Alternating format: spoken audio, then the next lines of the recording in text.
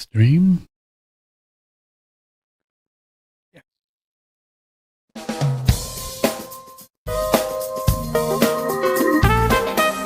Nothing is more expensive than bad information. Know the source. OneRadioNetwork.com. All righty. Very pleasant good morning to you. As you saw on the slide, Mathew Ehret, one of our faves. He's over, not over, but he's up somewhere in Montreal. And we're going to be talking about the deep state. In just a minute, he's in the green room, but he's not green. He's looking pretty good. We were doing all of our little social media kind of posting at the beginning of every show for a couple of minutes because I'm totally over it. I just got off of MeWe and Parler and every place. I just don't want to do it anymore. I'm just bored with it. I just don't want to do it. So we're going to do our own little message board on One Radio Network. So y'all, we say you all in Texas, so y'all can talk with yourself and also have a live stream where you can ask the guest questions rather than sending an email. So that's going to be fun. And, I was out of power. I was out of water. I was out of propane. I was out of phones. I was out of everything for 10 days, and I couldn't take a shower. So I haven't recovered, so I'm not on camera because I can't wash my... No, I'm just kidding. I don't like being on camera anymore much. I'm just shy. I don't know. But we're on a couple of times a week just so you can see that I'm not falling apart because one of my things is longevity. Anyway, so that's it. We are going to have a very interesting fellow on tomorrow, Thursday, on the 4th of March, Paul Lando, and a really interesting man. And he's going to be here at 10 o'clock tomorrow. Okay, so if you'd like to join the show, we are live here this morning, March 3rd, but it's actually the afternoon, noon Central Time, noon Texas time. We are live. If you care to join the show and talk to Mathew, you can do it on the telephone, 888-663-6386. Email Patrick at OneRadioNetwork.com. Mathew is a good guy. He has been on several times. We like him because he's kind of a smart guy. He's editor-in-chief of the Canadian Patriot Review, a BRI expert on tactical talk. He's a regular author of strategic culture and all kinds of other things. He's got all kinds of books, and he's got all kinds of blogs, and CanadianPatriot.org is his main place. And so we welcome him and say hi to Mathew. And what time is it there in Canada, and how's the Queen? Our head of state. It is 1 hour ahead of you, and our head of state is, I believe, still on baby blood and life support. But kicking. No, I'm joking. I don't know that. Sometimes you have to really tell us. It is the head of state of Canada. Sometimes you have to tell us the whole. I'm sorry. The delay is a little bit, Mathew. Sometimes you'll have to do a whole thing on how the Queen is even in Canada today and how they got involved with what South Africa, right, and China and India. I mean, boy, the UK, man, they were all over the place, weren't they, at one point? Yeah, they were, and the old saying goes, the question was, why does the sun never set on the British Empire? Because the devil never trusted the empire in the dark. Yeah. No, I think the thing that is a popular misconception is that the British Empire is something of the past that went away after World War II, and today there's an American empire, and Canadians are fed this, Americans are fed this, British even people are fed this, and it's really the furthest thing from the truth. The empire is still very alive, very active, very very powerful, and even though it's been using the United States as sort of their dumb giant, enforcer for the past 70 years since World War II ended, it is still the brains behind the show, like Winston Churchill said when he organized the Anglo-American Alliance for the post-war age.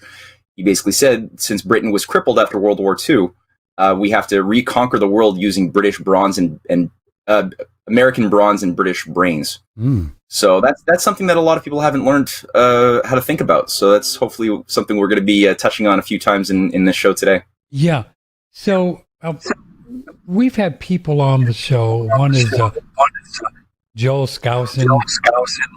I'm getting a little feedback there on my voice. You know what that's about?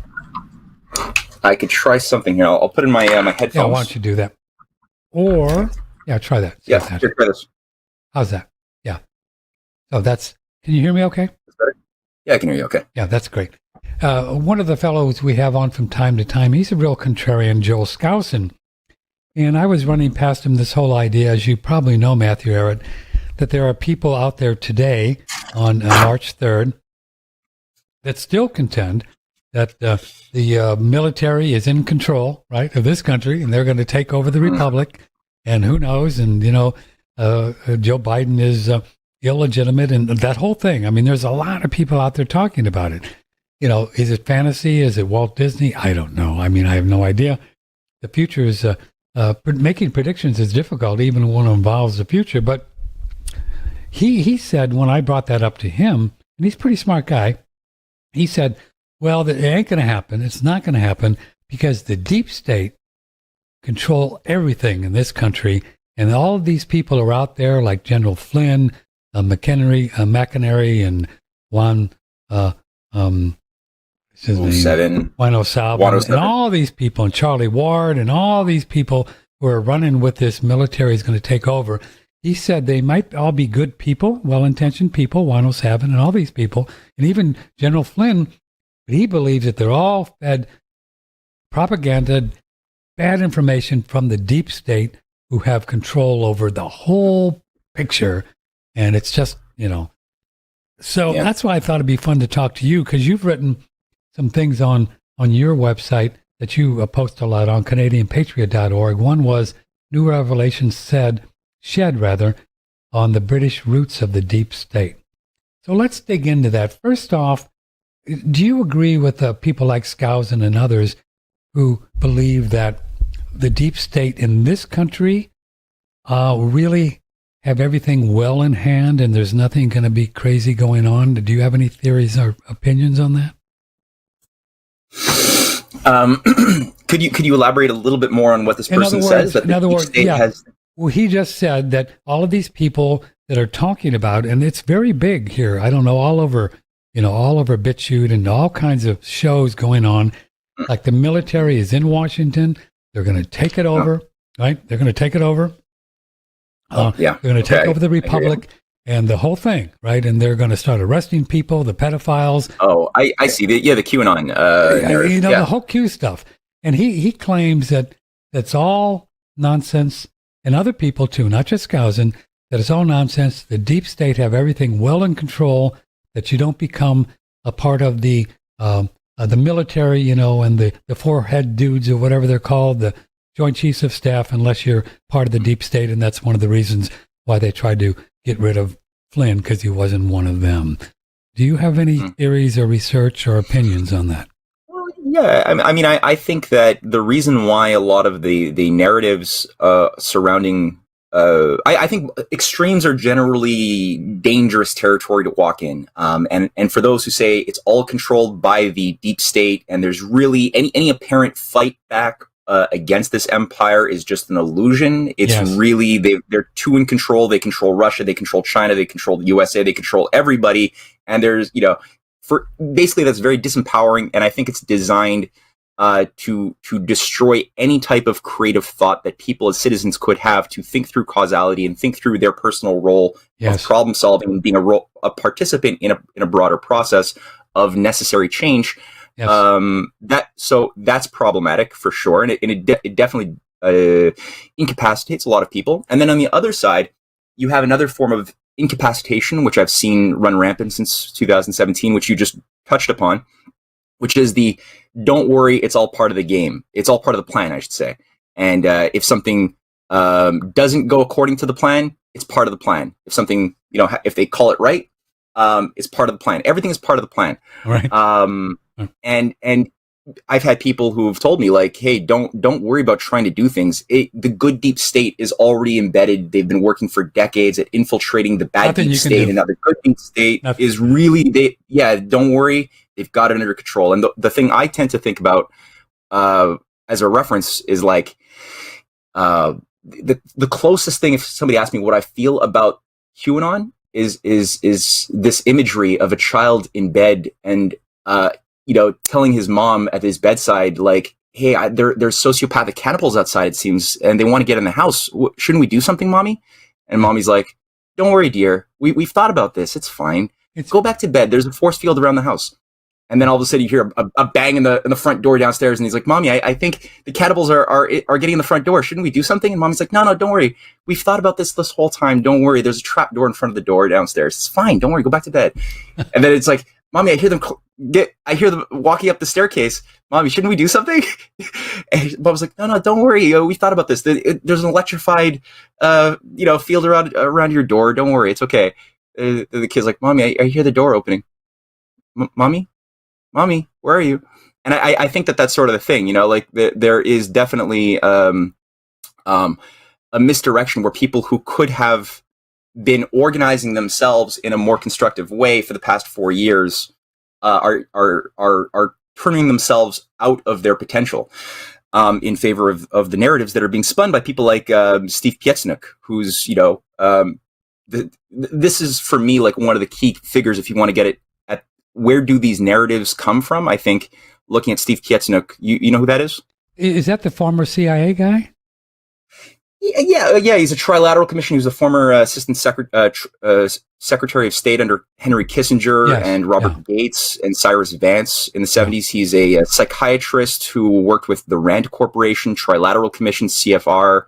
And then, he's a crisis management guy from the 80s. He started working with who's Tom Clancy, who is already, we know from the 80s, from the Hunt for Red October, this guy was recruited early on by the CIA as part of the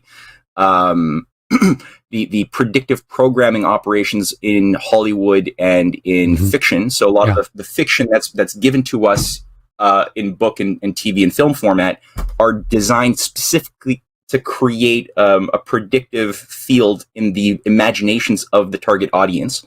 Oh. So, I mean, we know that Tom Clancy's been a part of that openly. The CIA even admits to working with Tom Clancy for a long time. And then so Steve Piecnik has been working with him co-writing fiction books now for quite some time. So this is the guy who came out originally sort of spinning and weaving the tales of the QAnon thing, like giving messaging from the secret nexus of white hats to the masses as a transmitter, which is, I think, it's created a huge movement. And part of this works because there is actual resistance going on. Like we know that the reason we didn't bomb Iran in 2007, when we know that Dick Cheney was on the cusp of launching a strike on Iran for their alleged nuclear weapons program, this was blocked because Dick Cheney had to go in for heart surgery. In that very moment, he went to the hospital. He was out of sort of a power position, and he was the power behind the throne under Bush Jr. That's when you had the National Intelligence Estimate. So patriotic individuals within the CIA released publicly their NIE report, which was never supposed to be made public, in 2007 in December, which proved conclusively that Iran had abandoned all of their nuclear weapons ambitions in 2002. And that took all the wind out of the sails of the war drive that was supposed to happen. So we know that there are forces who do not want nuclear war, who have patriotic impulses within intelligence, within military. We know that. The reason why the QAnon thing works is because it touches upon truths, but then it embellishes and creates a whole fictitious narrative around that. Which I think, again, pulls people into the David Icke, Charlie Park, the guy who believes, or not Charlie Park, Simon Parks, who believes that he's fathered an 8-foot alien child. Like it takes you into this world where you detach your reason from discovering reality. Like you start just believing and wanting to be fed more and more elaborate stories. Yes, sir. Which again, it's like pooping in the punch bowl. You remove any potency that people could otherwise have to be human and to be problem solvers. So that's my thought on the QAnon thing currently. And I think people like Scouts, and we like him, and I think he's a pretty interesting guy, and he's got a lot of good stuff. But it's almost like this culture with YouTube and the videos and the talk shows, and there's a billion of them, as you know, Matthew, that it's almost like people have this tendency to need to be to the extremes because they think that they need to do this to get viewers or listeners, like, you know, it's, you know, I guess it's just human nature, right? I mean, it's I mean, partially, I think that, and on some level, that's probably what's motivating some people, and on another more insidious level, I do think that there might be, like, some of these good people who are, I believe that they're good. I believe, a variety of them, maybe 107 is good. I think that that's possible, but I think they are getting phone calls and they're being told things, expecting them to transmit this to their followers. And they believe the message of what they're getting on the phone. Yes, sir. From whatever it is, these anonymous figures representing John F. Kennedy Jr., who's apparently still alive, running this thing. So I'm sure that most of them probably believe that. So they're not disgenuine in that sense. But I think that there might be, and likely is in my thinking, a more nefarious intention overriding this thing. Because I mean, this came out of nowhere in 2017, right? It really was something that, and it has certain precedents and protocols from the anyway, that's a whole other discussion. But no, I understand. I do think that there's some nefarious intention. I understand. I asked Joe, just to put a little cherry on that. I don't want to pick on the guy because he's not here, but I asked Mr. Skousen how long he thought the whole masking thing was going to go on, right? And this was last week. And he said forever. They're just not going to ever do it.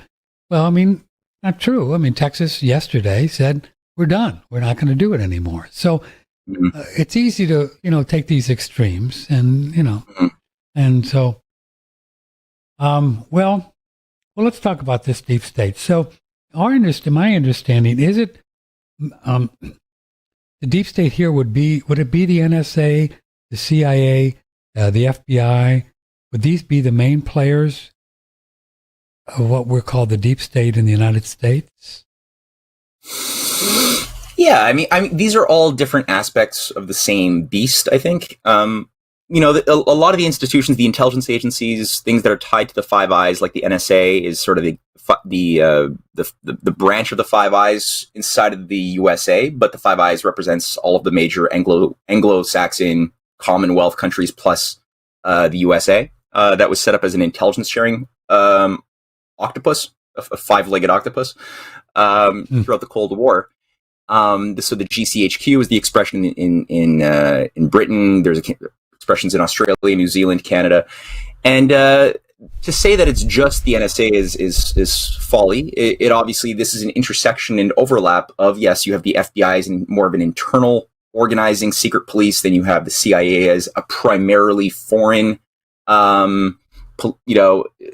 operation dealing with foreign policy. And then you have other aspects of this, and there are so many other aspects of intelligence agencies. But I think the coordinating tool, these are largely the muscle to get things done. But the intention and grand strategy, as well as tactical strategizing as concepts are concerned, I think you have to look a little bit more at certain think tanks that were set up. I mean, in my current article that you've put on your website, on the new revelations shed light on the British roots of the deep state, I make the point that things like the Council on Foreign Relations is a very important tool. This is what Hillary Clinton called the mothership. It's just down the street, from the White House, their headquarters, and the mothership. What is the CFR? I mean, people recognize that this has been a powerful institution.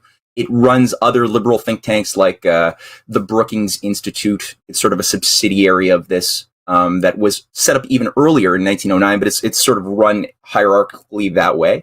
And there's many other dozens and dozens of powerful think tanks that are all enmeshed. But the CFR, the Council on Foreign Relations, was set up in 1921 as a British operation in the USA.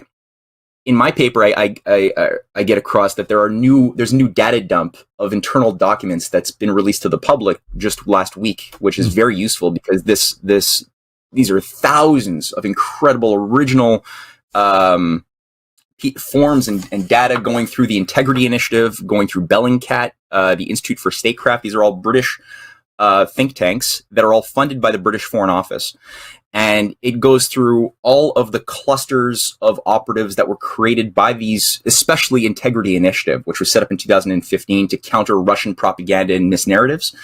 But it's so much deeper than that. And tens and tens of millions, if not hundreds of millions of dollars have been put into organizing clusters in every country of journalists, of people working in the governments, different type of civil servants and beyond in Greece. And it goes through the list of who they are. Who are these contact people that we've recruited in Greece, in France, in Serbia, in the USA, in all of the countries of the world. It goes through how much they're getting paid by the British Foreign Office. It goes through how they organize things like the Skripal affair that created the biggest rifts in modern times between the West and Russia by blaming, Putin on trying to kill Sergei Skripal using Novichok, which was a complete British operation entirely. And many authors have proved this. These data dumps prove it entirely as well, that it was all scripted to create a preparation for really a war with Russia, and also ultimately with China. And this gets across that the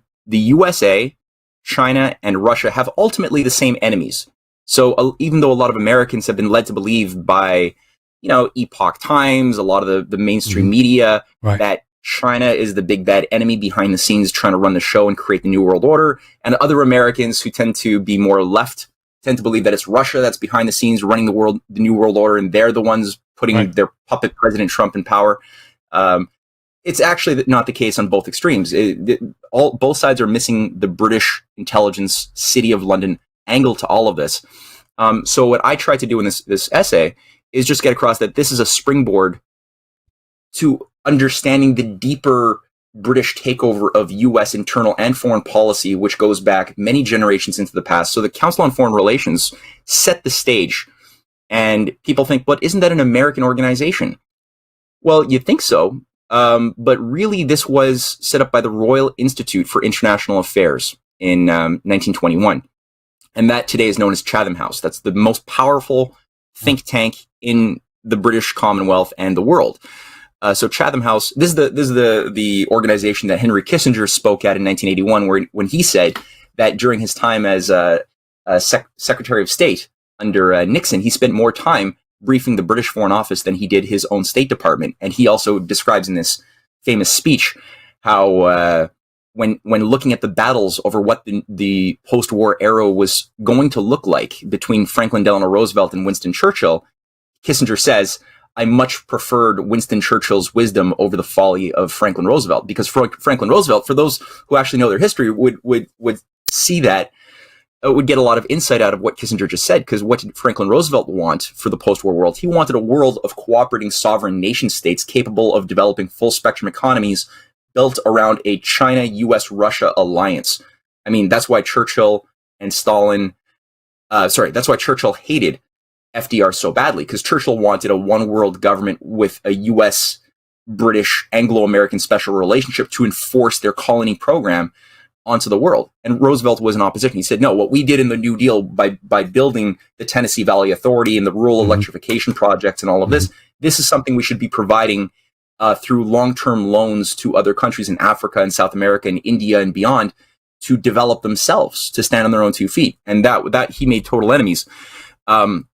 So what I make a point in this paper is that FDR's vice president, Henry Wallace, shared Franklin Roosevelt's vision. And this is what Kissinger hates as well. Like, this is what Kissinger devoted his life to destroy in the United States during all of his time, his decades of influence as a U.S. foreign policy maker and member of the Council on Foreign Relations.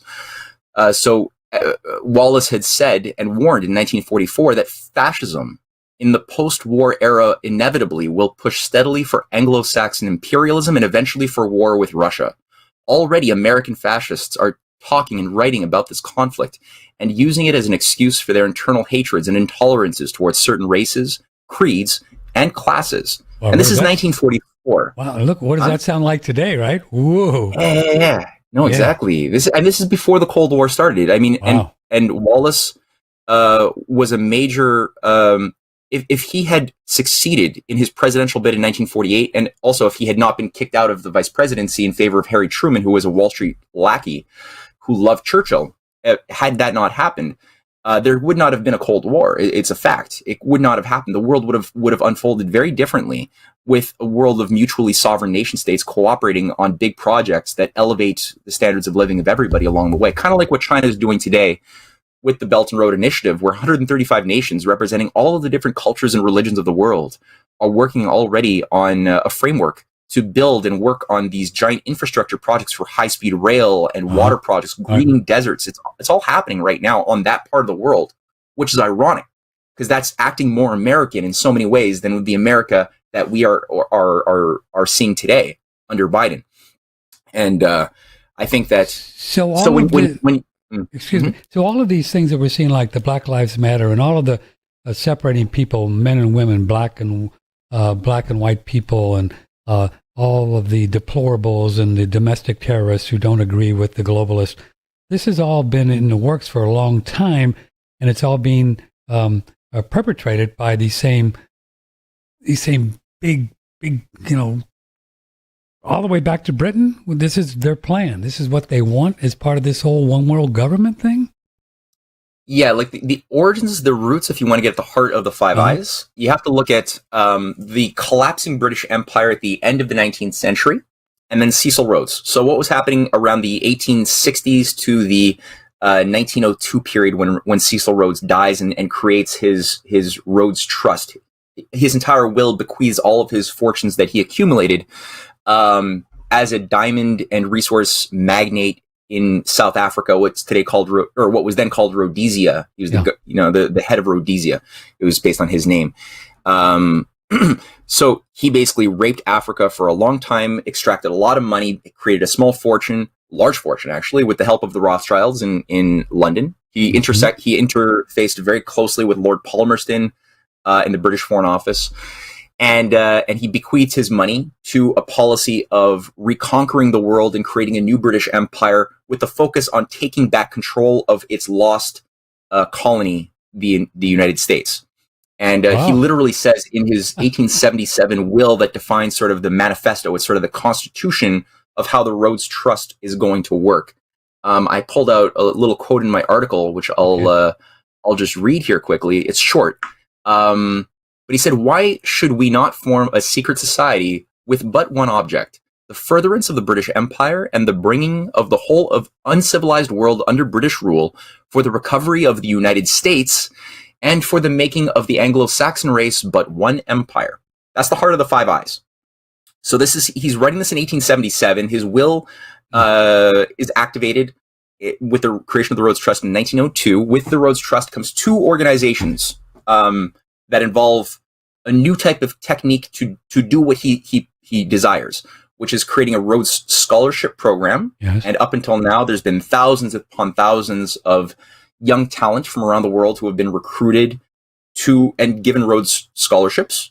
Like what Clinton, this means, I mean, Clinton is one. Yeah, sure. Exactly. There's many in the Biden administration currently. Kerry is not a Rhodes Scholar, no. Oh, he's not. But, I thought he was. Yeah, skull and bones. But again, very, very enmeshed. There's many in the Biden cabinet right now. Susan Rice is one of them. The current science czar, Ehret, I'm forgetting his name. The guy who headed the Human Genome Project was one of them. Was one of them.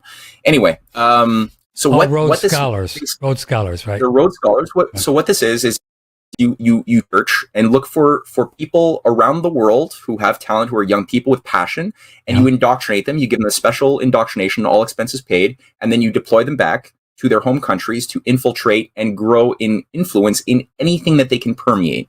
This think tank, there's a think tank set up called the Round Table Movement, headed by Rhodes's prodigy, Lord Alfred Milner, who basically made his fortune and reputation destroying the Transvaal Republic uprisings in the Boer Wars, where you had Dutch Republican settlers working with the Zulus, who had been both suppressed by British intelligence and British imperial operations, and they both rebelled to create a republic. It was called the Transvaal uprisings, and they were suppressed. Concentration camps were created by Lord Milner and the Rhodes Network. Milner had a kindergarten of young sociopathic agents that were working with him through the British office in South Africa.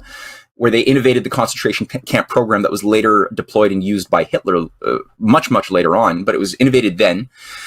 And basically, these guys all became the heads of the Round Table movement. Leo Amory, Lord Lothian, others who became leading figures that Henry Wallace and Franklin Roosevelt fought against deeply throughout the entire 30s and 40s, who worked with the City of London and Wall Street to create a fascist machine to destroy nation states, essentially, and create a one world government ruled not by Hitler, but Hitler was supposed to be, with Mussolini and Franco, sort of enforcers of an imperial will, kind of like what Dick Cheney was supposed to be, or what they want the U.S. to be under their doctrine. Is the U.S. is supposed to be the physical enforcer of the will of a higher technocratic elite. That was the same logic that was used back then. FDR, Wallace were in opposition. But all that to say, so you had the Round Table movement and the Rhodes Scholarship Program. They're both coordinating. They were both funded by the Rhodes Trust. The reason why was because, and I'll say a bit about what came a little bit before that and a little bit after that, because this is what created the Council on Foreign Relations. That came in 1921 as the creation by the Round Table movement. But what were they trying to stop? The British Empire in the 1880s, 1890s was quite weak, and the entire world was adopting Abraham Lincoln's American system of protective tariffs, of national public credit, investments into rail that would develop the inland continental power of a nation, so that nations were no longer reliant upon maritime trade, which is how the British Empire was able to always run the world for hundreds of years, was by controlling 13 choke points on maritime trade and ports strategically around the world.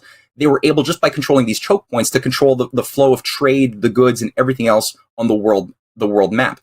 So by nations actually developing their inland resources and creating full spectrum industrial economies, they were able to stand on their own 2 feet and not be reliant upon the British controllers. They were also by creating national banking, which is what Lincoln did with the greenbacks. As part of the American constitutional banking tradition.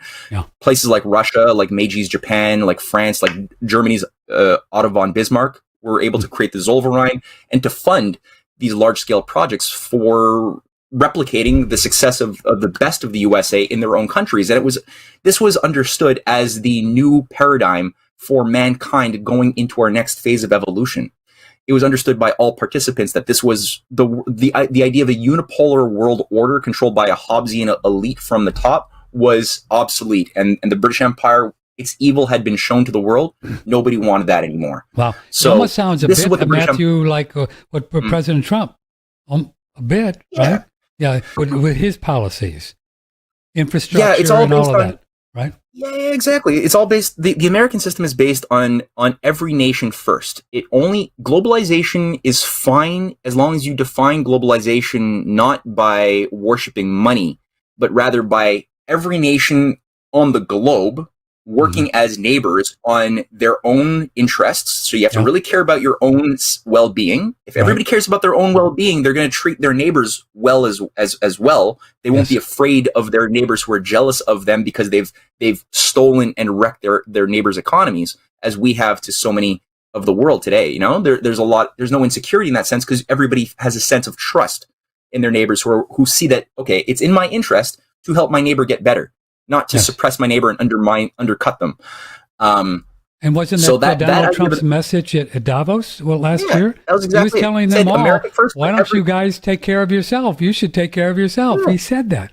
Yeah, so this is every nation first. So these are the forces that have been trying to get rid of this man for 4 years and still trying to keep him from running again today. Right. Exactly. And thank God Donald Trump is still showcasing a real fighting spirit. I really am enlivened by that. Even as a Canadian, I find that very important. But this is important too, because in 1902, the same year that Rhodes dies and creates his will and this whole new organizing strategy to reconquer the U.S., this is the same year that William McKinley had just passed away. He had just been assassinated in 1901, the year before that, and Teddy Roosevelt is just coming in now in 1902 as the new president, who's just like how Franklin Roosevelt dies as a patriot, and then now over his dead body you have Harry Truman, his vice president, who's installed and takes power as an Anglophile tool.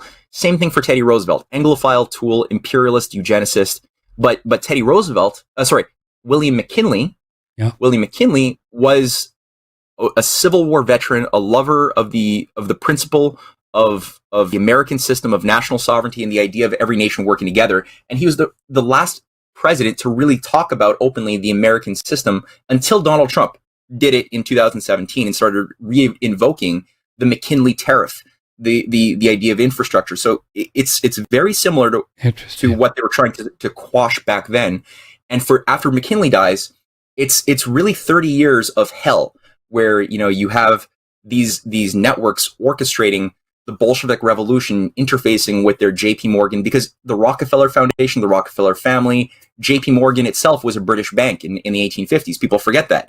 It was a British bank, that something Peabody, that was then infused into America in 1852 as a way for the City of London to start buying up and trying to control American railroads and industry and corrupt it from within. And that's where the Morgan family got in, and the name was changed. The Rockefellers, they started originally perhaps as a pro-industrial group, but they quickly became absorbed into this City of London, operation very, very quickly. And didn't McKinley also really mess with the money too? He wanted to really do something with the bankers, and wasn't that one of the reasons why he was assassinated? So the story goes. Yeah. Like he had a whole program to develop mass infrastructure, including for South America and Central America. He had a program to do a lot of that, and it was going to be through state funding of a sort of greenback style program for productive credit. So he was trying to revive that, which is it was vital. And I mean, before him, you had Garfield, who was just assassinated in 1880. Lincoln had been assassinated. And then until Franklin Roosevelt, you only have one guy who tries to bring it back in 1921, which is Warren Harding. And Harding is sort of the last of that anti-imperial Republican breed who comes out. He says no to the League of Nations, because the League of Nations was, again, a Milner creation. That's why the Round Table movement took control of Britain by ousting Herbert Asquith in 1916 so that they could control the terms of the post-war arrangements for the Versailles Treaty, which was designed to crush and destroy the American system policies still alive in Germany, because Germany was not Hitler at that time. It was a different type of beast back then. They were still under the Otto von Bismarck, Frederick List policy in Germany, and that's what Britain was afraid of and had to be crushed. So when the Round Table movement created the Versailles Treaty, they also created the League of Nations as sort of a program to create a one-world government. It was like a great reset. They applied their policy to create hyperinflation in Germany, to destroy them by forcing them to just money print to pay unpayable war debts. Yeah. Mm-hmm. And it was the League of Nations world government strategy was resisted by patriots in the US who had taken back control after 20 years of traitors like, we saw. And that was under Warren Harding. And Warren Harding did a lot as well in that direction, but his presidency was cut short because he was only there for 2 years until what happens? He's on a train, he eats some bad oysters and dies. Very suspicious. No autopsy, right? So after Harding, these people have had control of the presidency in the United States pretty much until Trump? No, because that was, you had then the Morgan machine took total control under Coolidge and Hoover.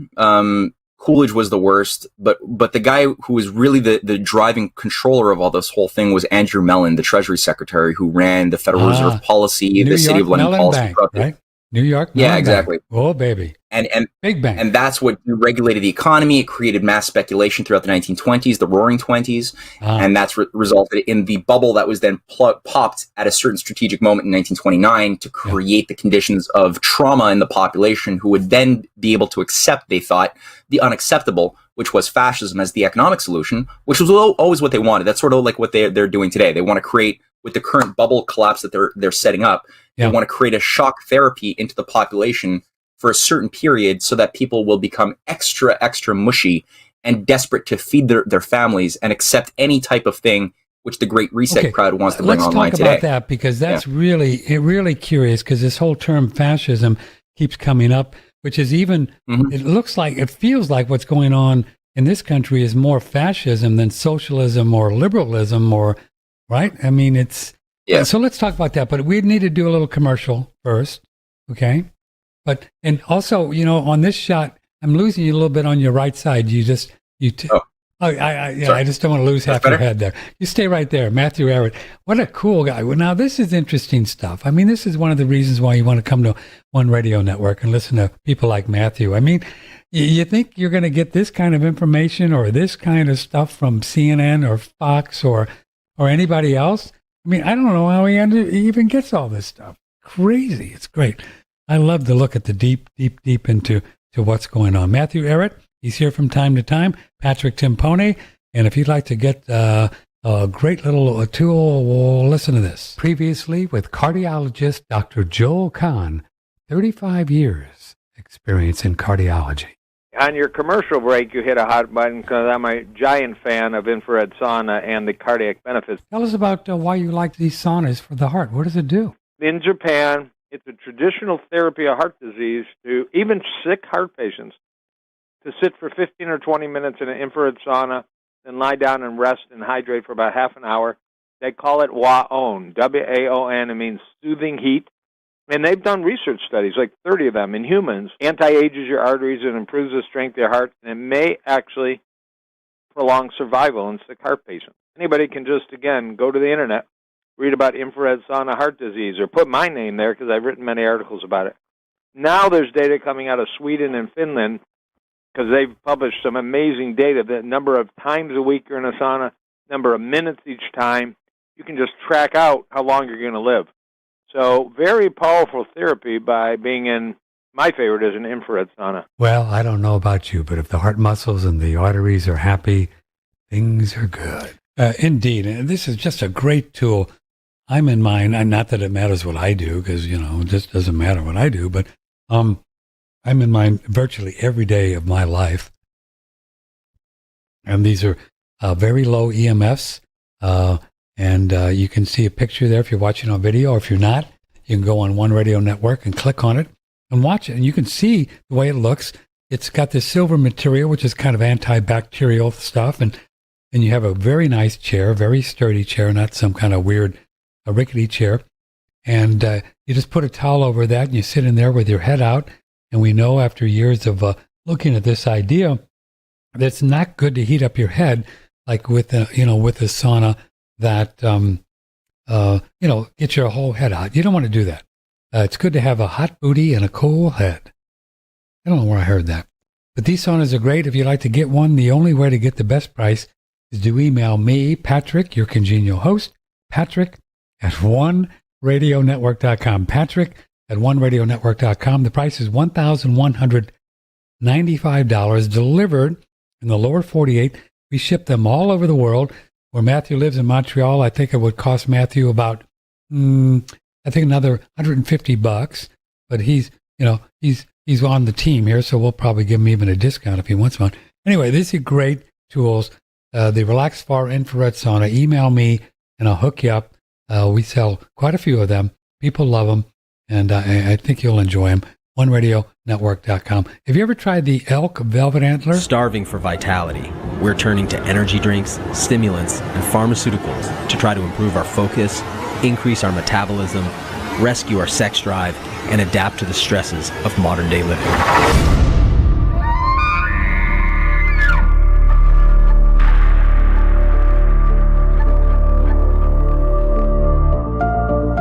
Each year, an elk sheds its impressive antlers, regenerating an even larger set the following year. These velvet antlers have been a revered traditional medicine for thousands of years. Elk antler harnesses the adaptogenic and highly regenerative growth factors from this natural and ethical resource into a concentrated, bioavailable extraction. Its revitalizing effects span bone, muscle, and nerve support, improve metabolism, cellular repair, sexual potency, anti-inflammation, vascular strengthening, and hormone production. Humanely harvested from free-range U.S. elk, extracted in organic alcohol, and protected in Miron glass, our elk antler is available in 3 strengths to restore your vitality at any level. Now, if you go on Survival today, which we are live here on March 3rd, 2021 in the afternoon, you can then also get yourself 20% off on all colostrum products on Survival. Use promo code HEALTHY2021. One more day, 20% off on all colostrum products. It's a great product, so you might want to try it. I don't know if you've ever experienced Andreas seed oils. We've known Andreas for a long time. He's a fascinating fellow. Gymnast. He was a gold medal kind of guy, and they used to fill him full of steroids and all kinds of drugs so he would win. And they do that, And he actually healed himself with fresh pressed flaxseed oil that a neighbor of his, he was in the hospital and he was going to die. And he said, I got to get out of here. He went home and pretty much on his deathbed, and his neighbor started to give him fresh pressed flax oil that he just did himself. And he made a recovery, and he was really in bad shape from all of these drugs that they gave him so he could jump higher and all that. And so this put him on this whole plan to produce the finest seed oils ever. And they're remarkable. They're black cumin seed oil, a coriander seed oil, a pumpkin seed oil, black sesame seed oil, hemp seed oil, and sunflower seed oil. And these are seed oils that are pressed with virtually no friction, no heat. So the oxidation in these oils are just non-existent.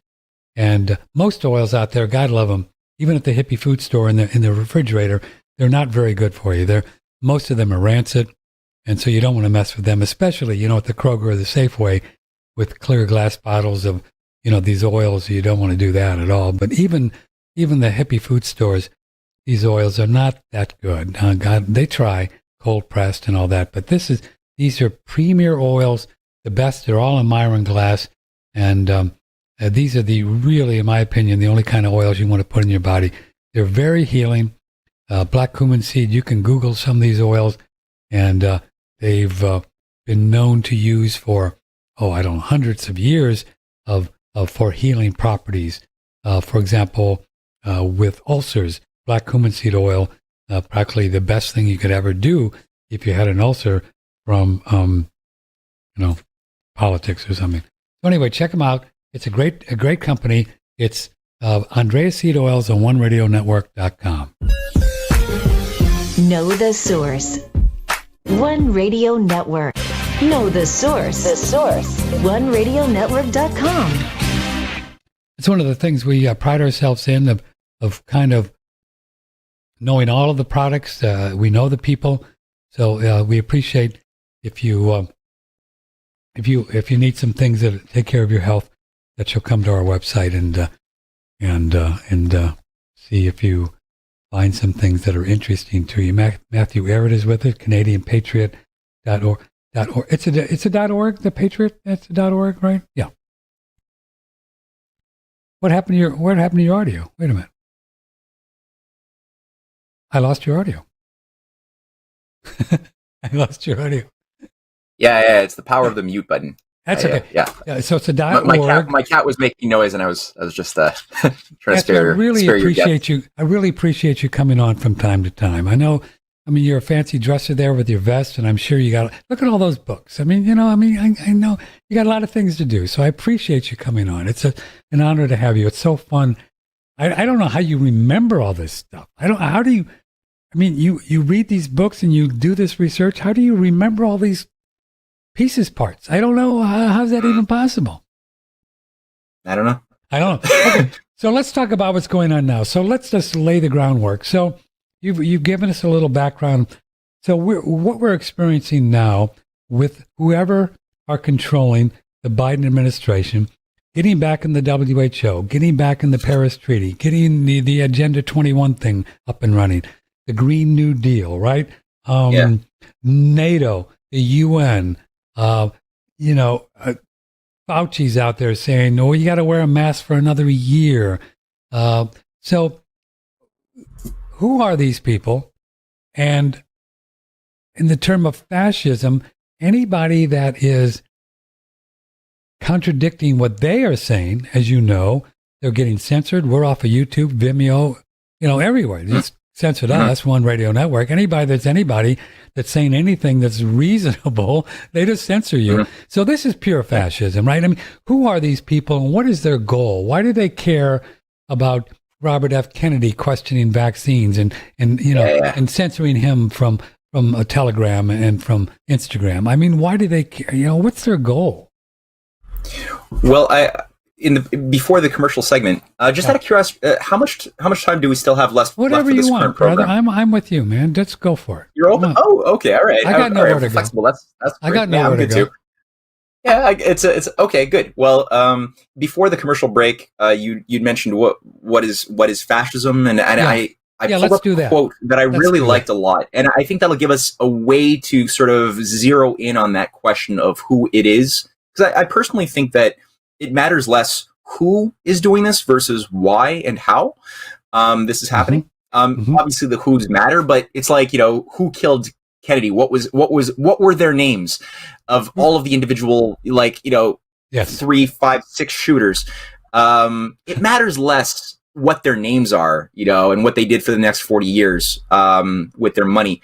It matters how and why was Kennedy killed? What was Kennedy doing? Which power structures was he removing power from by his policy actions? Right. Yes, sir. That gets you a little bit more into an empowering place to understand what's controlling your current situation, and also what are the insecurities of the empire? What are the things that it is afraid of?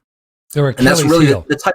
They're Achilles heel. What are they afraid of? Exactly. Yeah. That's what we want to expand our insight into, because there are pathways, natural, lawful pathways that can be taken, which can reduce their power structure, which they're afraid of. So we want to, whatever the enemy is afraid of, we want to do more of that. Yes. And it's not always the self-evident thing that one might believe naively to be the case. But all that to say, what FDR, Franklin Roosevelt, he defined fascism in, I think, a very useful way in 1938, when he said, "Unhappy events abroad have retaught us two simple truths about the liberty of a democratic people. The first truth is that the liberty of a democracy is not safe if the people tolerate the growth of private power to the point where it becomes stronger than their democratic state itself.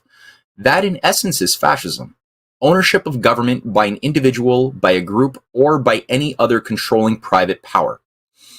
And I think that gets us into the essence of fascism. It's maybe not the full definition, but that if you want to look at what exactly happened for the next, after FDR died in April 12th, 1945, Wallace was completely ousted from government by 1946. He was, downgraded to Commerce Secretary, and he was ousted because he was considered a Russian agent, and he was in opposition to the Cold War, which every patriot must be in support of the Cold War.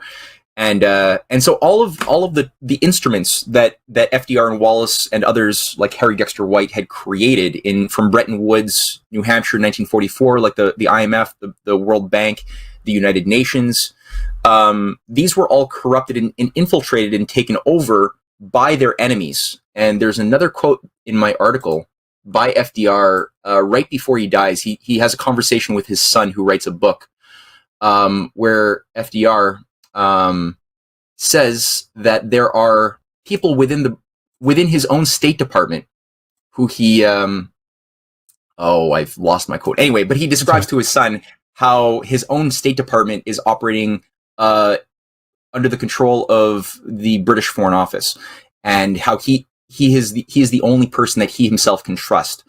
Now he dies. Again, just like Warren Harding, we'll never really know why or how he died, or we won't know how he died because there was never an autopsy on his body either.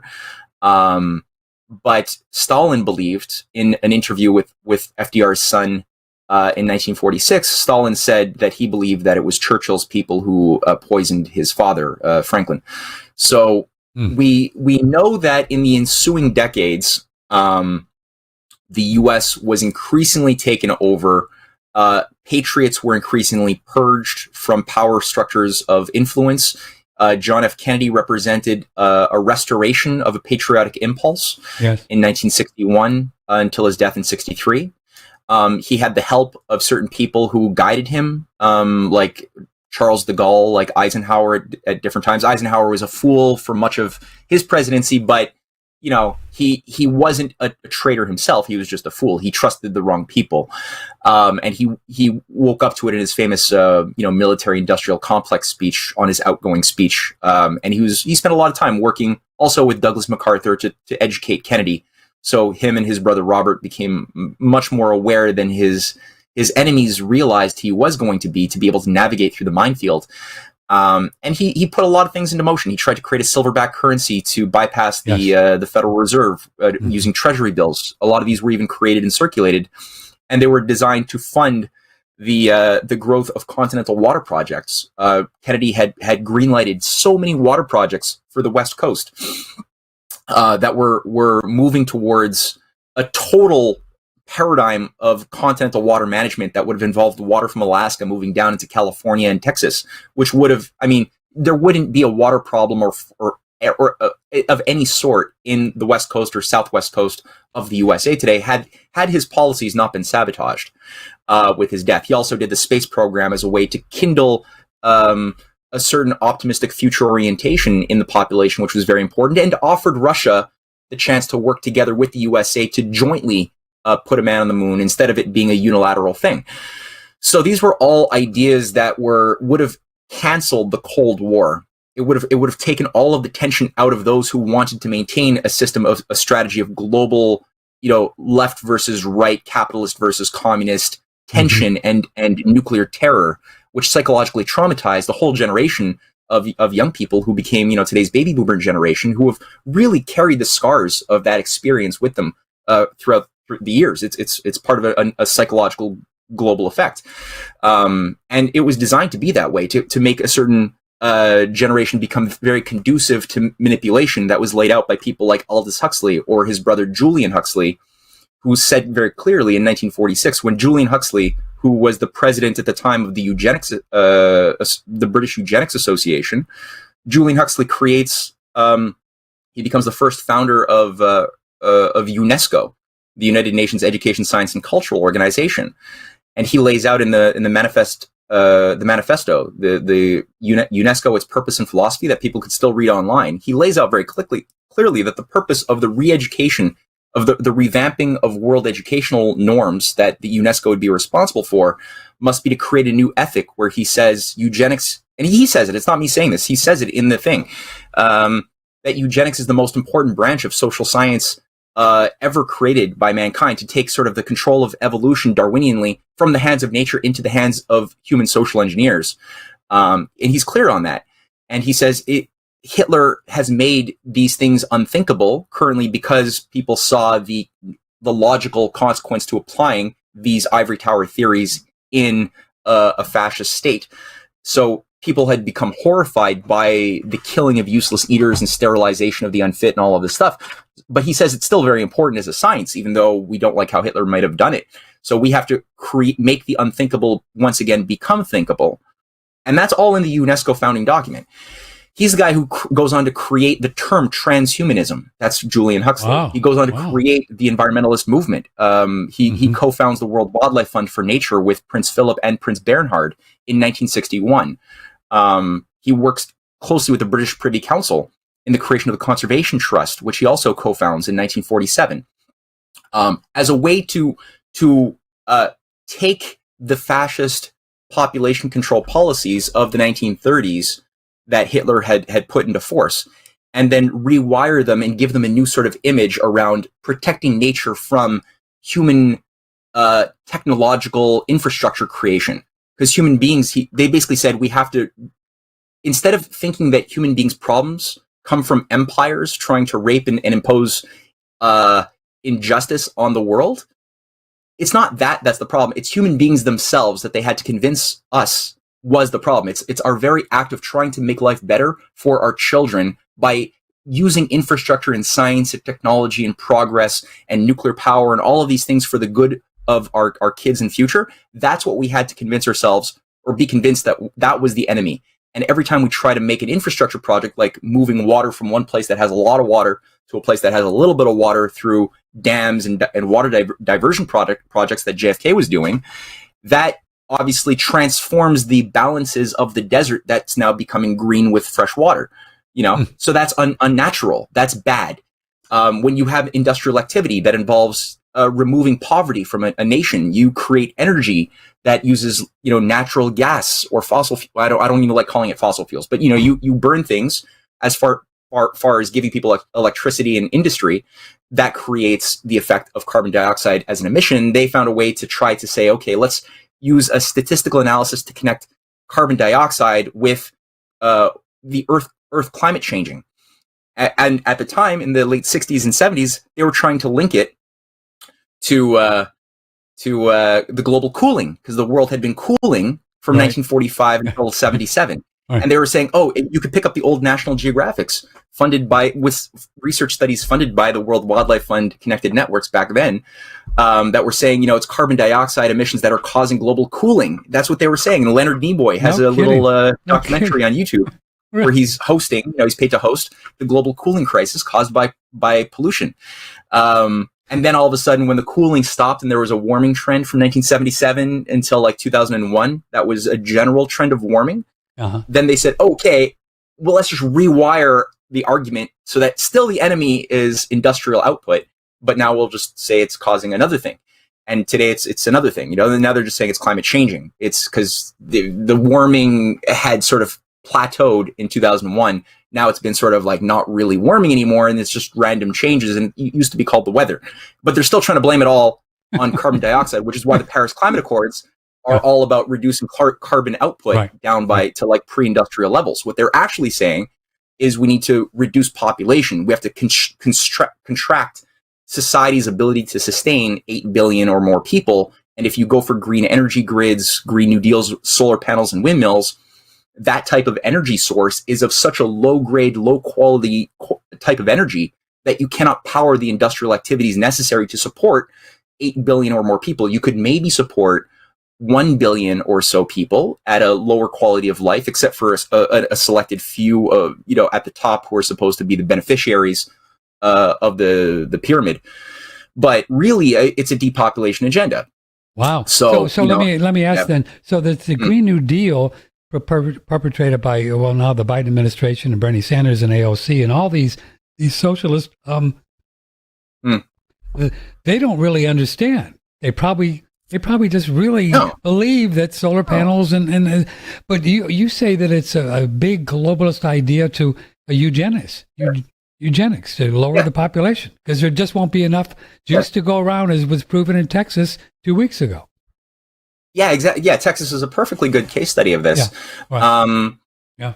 That's correct. And people like AOC or Bernie Sanders, like they're human beings for the most part. They're not like Dr. Evils, but if they just came out, and if you just came out saying like we need to lower the world population and that's why we have to cancel all of these big infrastructure projects that JFK was doing, and that's why we had to shut down investments into nuclear fusion power, which all got shut down in the late 60s, and that's why we had to cancel the space program when we shut down Apollo in 1973, and today the U.S. can't even put a human being back on the moon if they wanted to, because all of this was consciously... No, they can't. They don't have the technology. We don't have the juice. That's why it was such a... No, that's why it was such a big success when Donald Trump revived the manned space program, because it was totally shut down. And so they had to rebuild and reconstruct those capacities that we once had decades ago.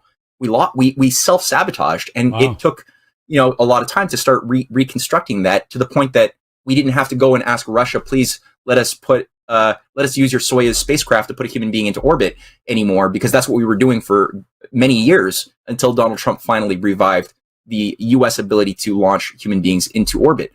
But we still can't even land a human being on the moon anymore. I mean, we shut down the rocketry. They canceled all of that.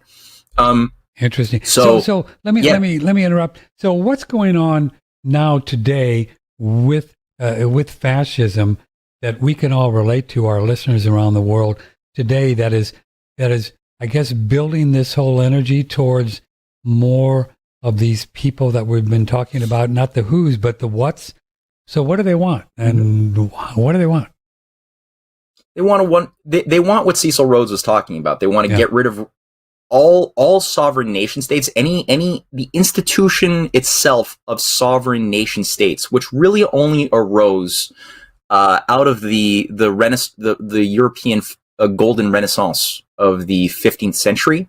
That was before that. There really wasn't nation states. There were some city states, but it was pretty much a world of empire. There was nothing other than empire and different types of empire ever, And so in the Renaissance, you had a new idea that natural law was the guide for economic and political law. So the concept that, there's a divinity of the individual because we're made in the image of the creator.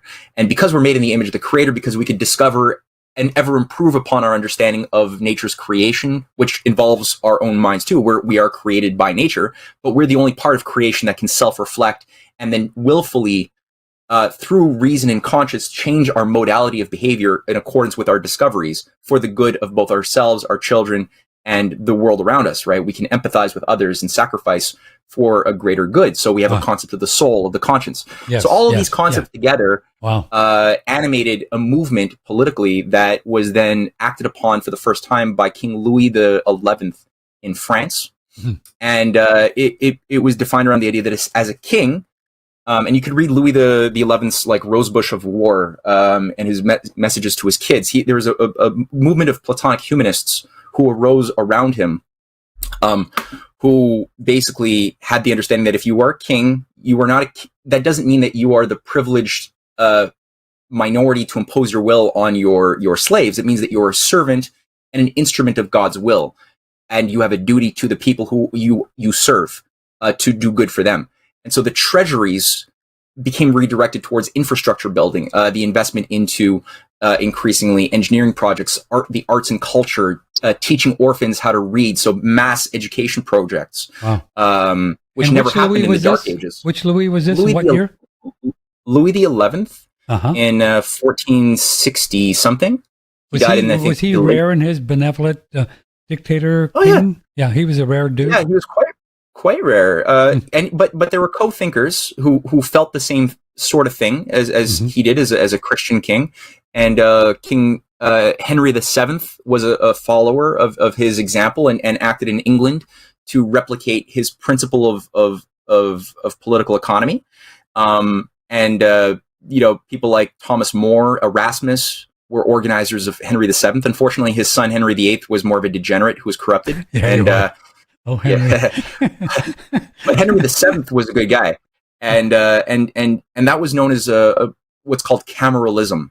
The political economy had a name. It was called cameralism, and it was not empire. It was nothing else, and so this is what evolved out of the Renaissance, and it took on more form coming out of the 30 Years' War, where you finally the Peace of Westphalia that was created by Cardinal Mazarin and Finance Minister Colbert in France, who organized all of the different warring factions of Protestants versus Catholics who had slaughtered themselves for decades, funded by Venetian and Dutch bankers who were just funding all sides to create a war of all against all forever. And half of Germany died.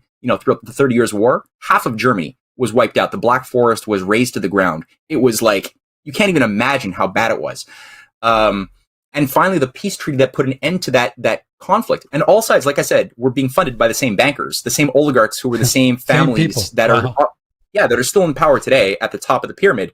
There's the same families that could trace their lineages back to like the days of the Roman Empire and Babylon. So Colbert and Mazarin organized. This time it was under Louis XIV, who was a bit of a lopsided king. Sometimes did good, sometimes did bad.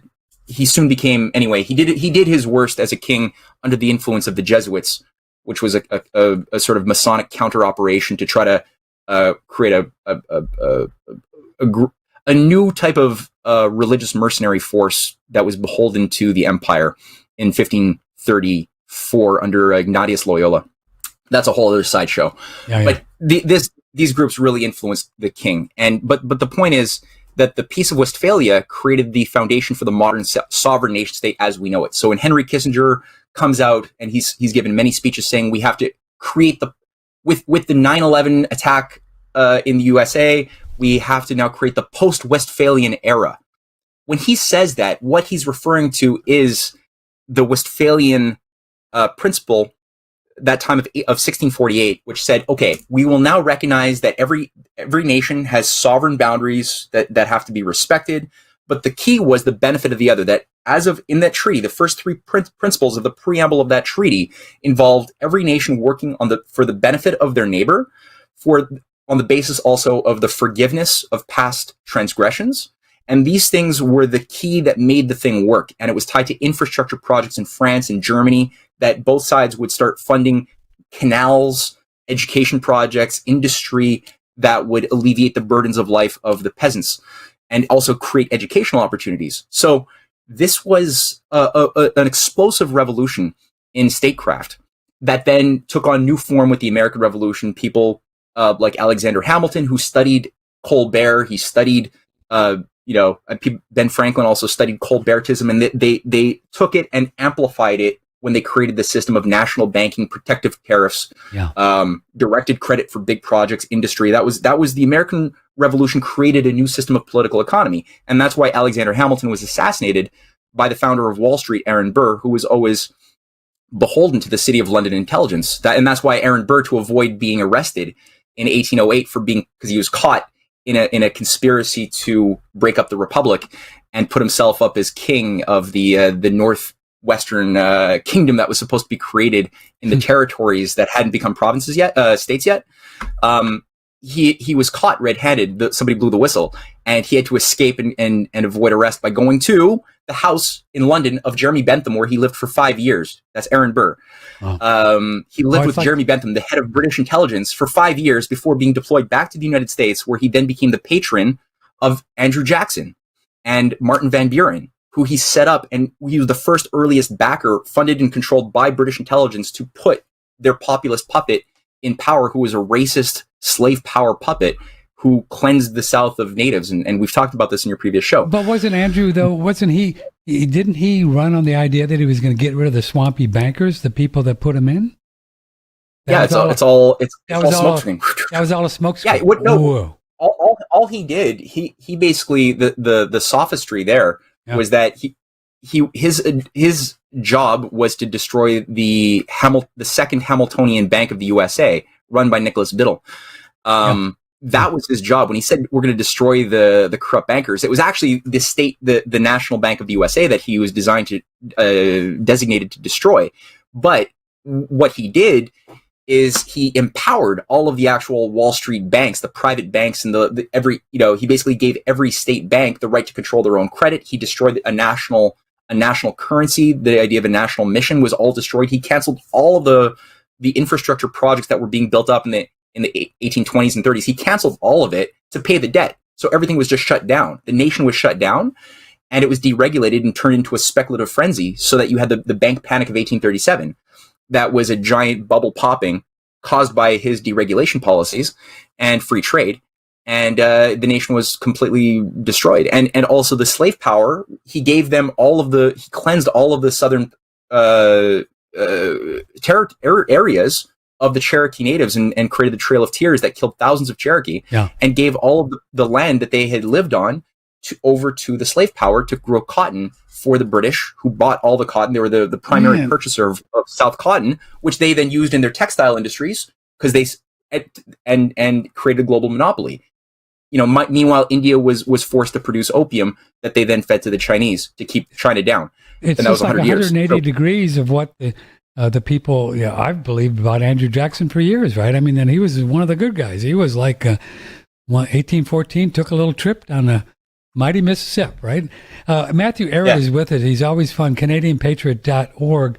So before we go, let's kind of dig in a bit to, so I'd like to understand, Mathew, more about the globalist agenda now with this whole socialist idea of canceling student loans, which is going to happen, universal basic income, the Green New Deal, minimum wage, which is going like so.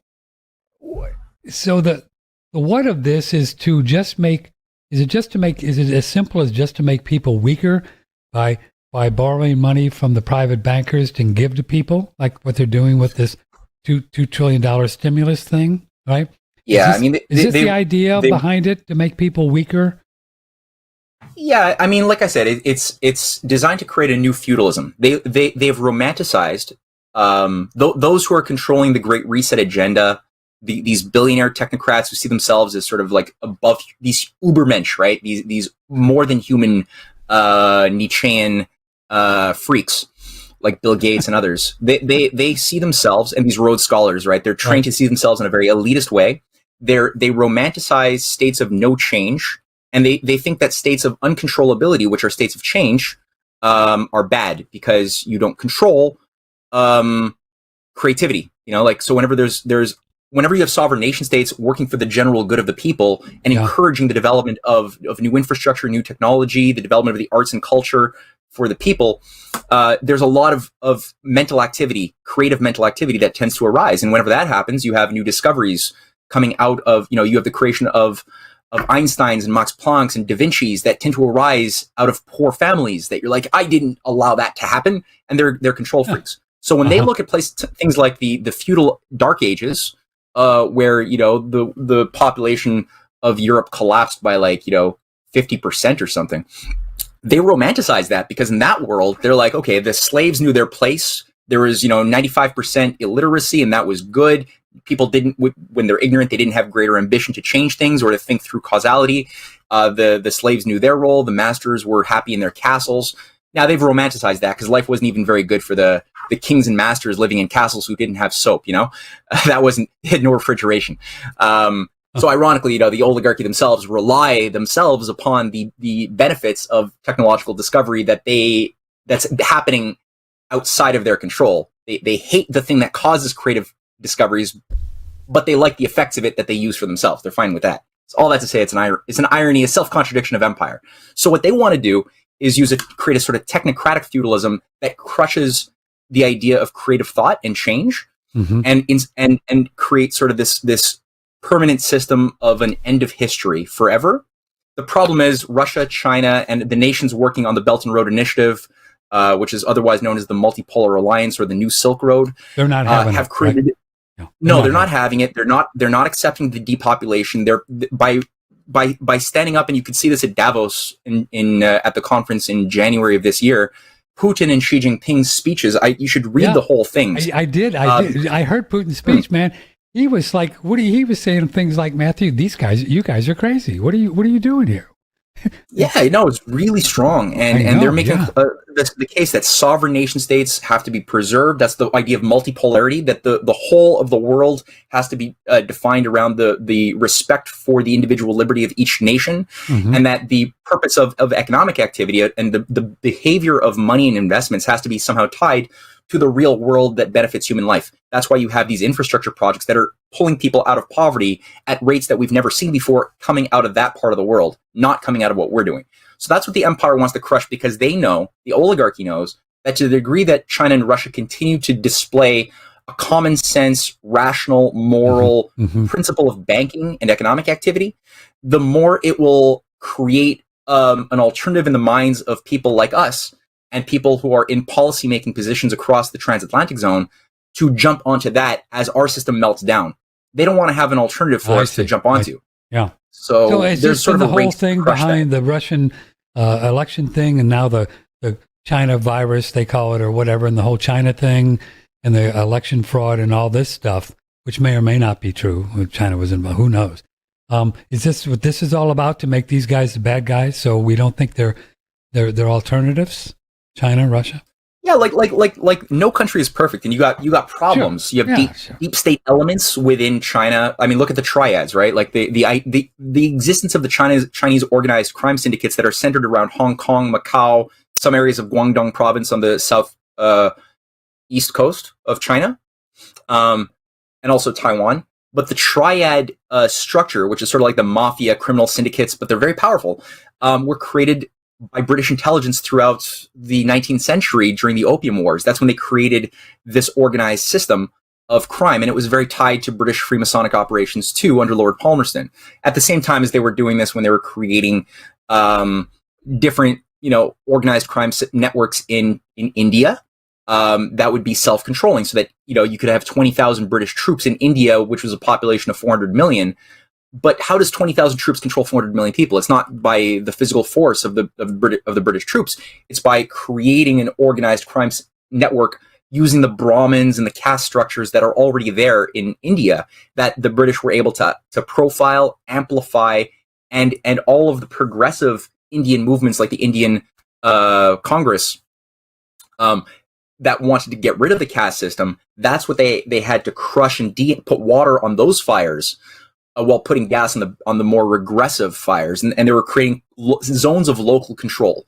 And they did that with the United States. That's how the creation of the deep state. And they're all still to this very day controlled by British foreign intelligence operations to this very day.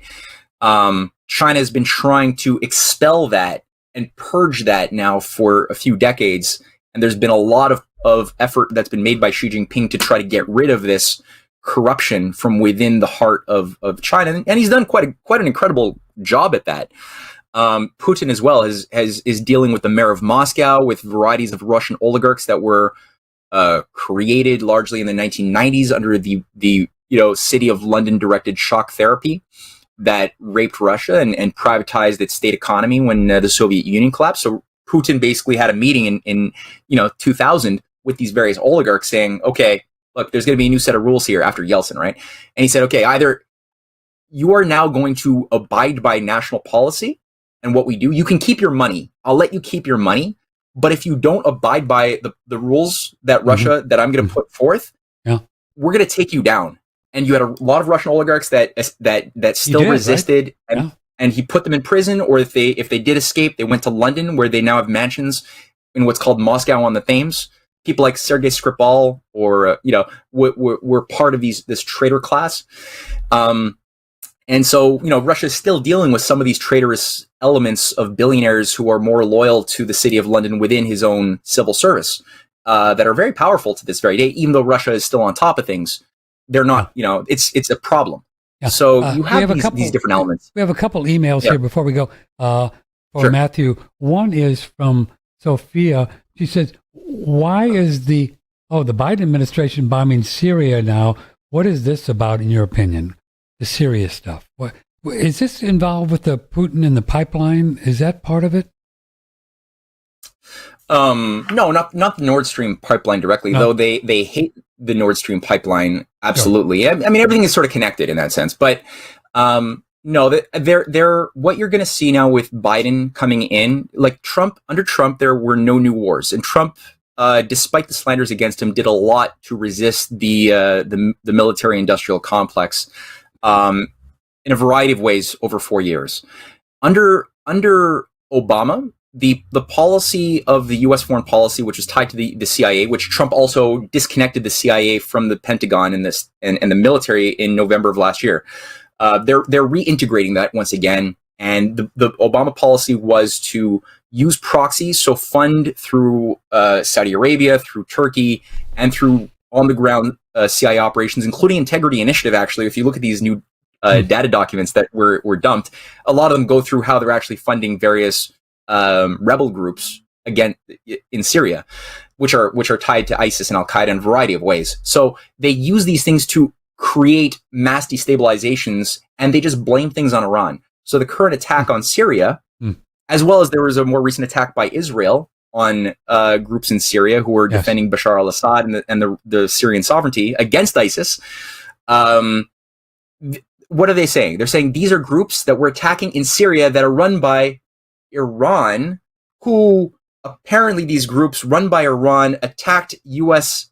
Military contractors in Iraq a couple of weeks ago. And because these groups attacked a military installation in Iraq, we're now going to kill these Iranian proxies in Syria and bomb Syria.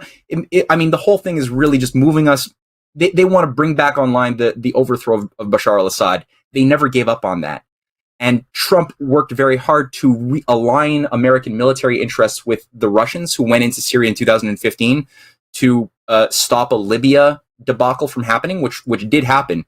And with 1/10 of the military budget, Vladimir Putin was able to wipe out most of ISIS's foundation of support and preserve the stability of Syria. They want to undo all of this and just bring back give Assad the Libya operation. So this is going to escalate. There's going to be a massive escalation of ISIS, and we're being told by the media already, as predictive programming, that ISIS is reorganizing themselves. They have a new leader. So we're being prepared to accept this new ISIS. Which is always about, again, destroying even more Iraq and ultimately Iran, which is a key area in the Belt and Road Initiative, stretching through the southern connection from China through Xinjiang, which is why Xinjiang is also being attacked so China's being attacked very much for all of the bad things it's doing to its Uyghur Muslim population in Xinjiang.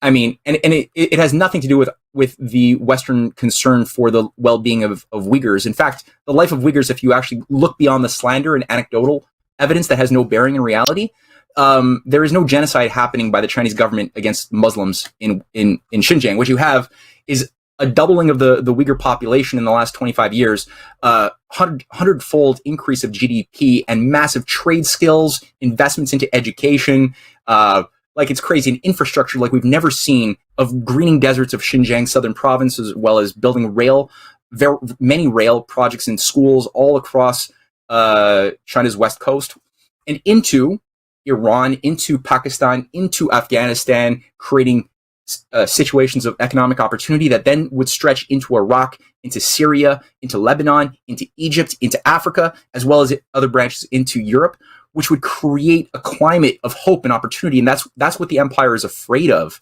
Wow. And that's why they want to just create this mass instability in that entire zone and inflame Wahhabism, the most radical interpretation of the Quran possible, which is Saudi-funded, British-funded, and it's basically kill anybody who doesn't have our specific interpretation of the Quran, including other Muslims who might not think the way we do.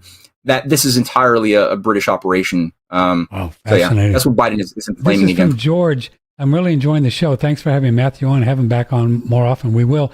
I'd like to know how the Vatican fits into all of this, because I've read a lot about the Vatican, he says, and they sound like pretty swampy to me. George says they're swampy. The Vatican swampy? Yeah, I mean, the Vatican is a place, just like any institution of power and influence in modern times or the last 500 years. It's a place, or even longer, it's a place where there's been a lot of evil and a place where there's been good, a lot of good. And it all depends on the times. It's just like the institution of the USA. There's times when it's been more infiltrated and less infiltrated. There's been times where humanists and patriots in command of their conscience were in a driving seat position, and other times where they were taken out. And there's popes who have been killed, poisoned by Jesuits over the years, many years. I mean, there's many cases. There's cases of popes in the 1890s who who basically went on a war against different Scottish Rite Freemasonic operations and infiltration. They spoke eloquently against this. There's a pope that excommunicated all the Jesuits as well in the 18th century, who also died mysteriously of probably food poisoning, oyster poisoning, like Warren Harding. So you have a battle historically. When you look at the Vatican, you have to look at it as a battle between good and evil within. I think in more recent years, I've tended to like John Paul II. I think overall there's a reason why they tried to assassinate him in the 1980s. He generally was somebody who I identified as being a lover of humanity. He did a lot of a good guy. Benedict, I think, was a mixed bag who compromised way too much with the pedophile problem of the church and looked another way. But in the 1990s, when he was still cardinal, I got a book with a bunch of speeches, and he came out attacking the New World Order quite a bit, and I was surprised to read all of that. Yeah. But then, I mean, Pope Francis, this is the first time I think ever in history that you've had a living pope step down in favor of another pope being brought in. And the fact that Pope Francis, the Jesuit, is a very high level Jesuit, indicates to me, with his policies promoting the Paris Climate Accords, the greening of Christianity, like creating a new ethic that removes the idea that there's anything divine or special about humankind that is there in the Bible. He's basically trying to say, no, it's actually not really that, and trying to rewire the wording so that we get rid of the idea that there's anything special about us. And it's really just about reducing our impact on nature. That's the point of being a good Christian. I think that there's a satanic impulse and intention embedded within that takeover of the church currently, but there are there are still good cardinals. There's good people within the Vatican fighting against this. So I always encourage people to take that nuanced approach to appreciate the internal dynamics and power battles within anything that they're commenting on, because there's so much out there, like the Ring trilogy that I've seen and other things, which try to paint these very narrow, all black, all white judgments onto these institutions, which blind you from any insights you could get on a real historical study.